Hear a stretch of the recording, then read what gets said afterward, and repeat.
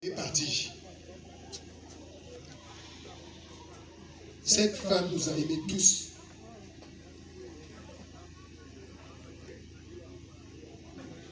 Mais vous tous aussi, je m'adresse à la grande famille. Nul n'est parfait en cette terre.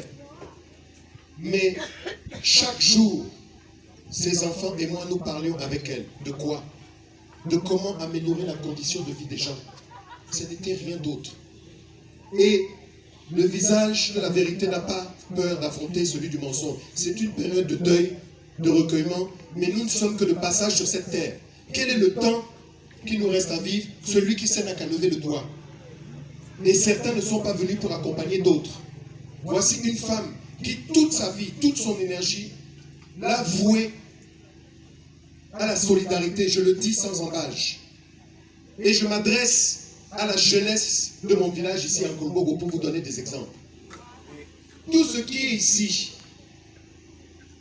j'étais venu ici il y a 15 ans pour vous dire que Mévégué était un enfant du peuple camerounais, du peuple Eton, qu'il a été un pionnier ici, qu'il a porté des gens, qu'il a élevé des gens, il les a forgés, il n'était pas parfait, mais il a porté des gens, il les a élevés. Et quand je regarde, quand il a rejoint la case de l'invisible, ce que son épouse, avec notre soutien, a tenté de faire pour vous ici, je dis que chaque fois qu'on demande à quelqu'un de veiller sur ce bien commun, on nous demande de vous envoyer de l'argent. Qui a amené un dispensaire ici? Qui faisait des routes ici pour que vous puissiez continuer à évoluer? Qui a essayé de payer des études à des gens? Certains sont devenus des ministres dans la République camerounaise. Qui? Est-ce que c'est normal que la majorité de la jeunesse ici soit toujours livrée à elle-même? Quand j'ai fini le deuil, il y a 15 ans ici, nous nous sommes réunis avec la jeunesse de Kolbogo. Et je me suis engagé parce que j'ai dédié ma vie à l'observation de ce que mes parents m'ont dit, à savoir Mévégué et son épouse, que nous appelions affectueusement Madame Patriarche.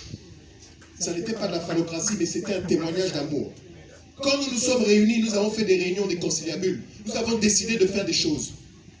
Rien n'a marché parce que chacun tirait la couverture à lui. On allait faire comment?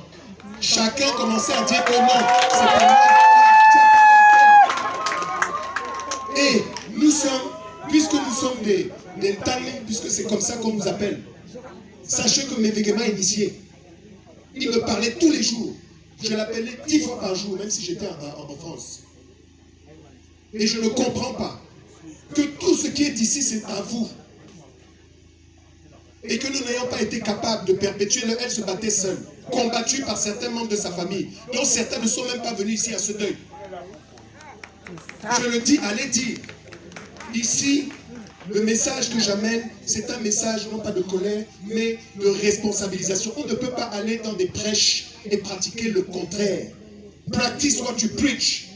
Vous allez tous les jours dans des églises où vous invoquez nos ancêtres, ou parce que nous sommes dans l'œcuménisme. Mais que faites-vous de vos vies? Je voudrais m'adresser aux femmes pour vous dire merci. Parce que de tout notre chemin d'enfants, nous avons vu que ce sont les femmes qui portent le pays et le Cameroun. Et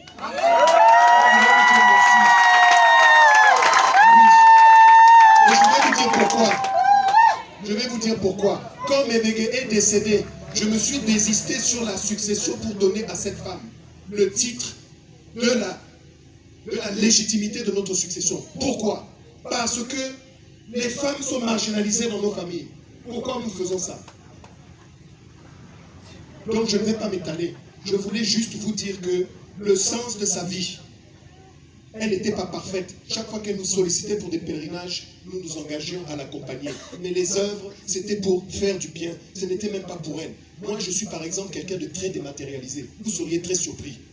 Donc, je vous invite simplement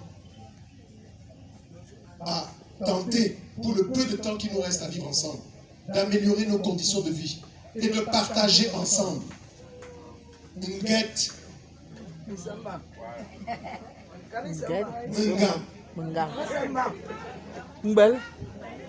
Tout ça, c'est pas bon. Essayons de partager la solidarité, l'amour, la fraternité et l'entraide. Je salue toutes les mamans qui sont là, de ces collectivités de femmes.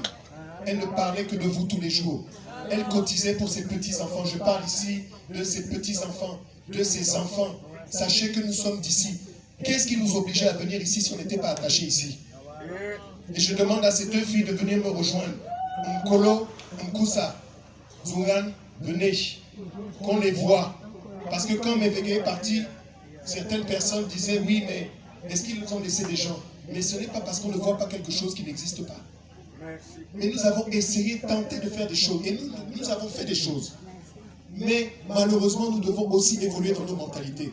Pas d'injonction, en toute humilité, vous redire merci au nom de toutes nos familles pour votre engagement, sollicitude et pour l'honneur que vous faites à cette femme qui restera à jamais gravée dans nos cœurs. Nous tenions à vous remercier. Merci à tous. À vous dans la bouche. Dans quelques instants, une collation.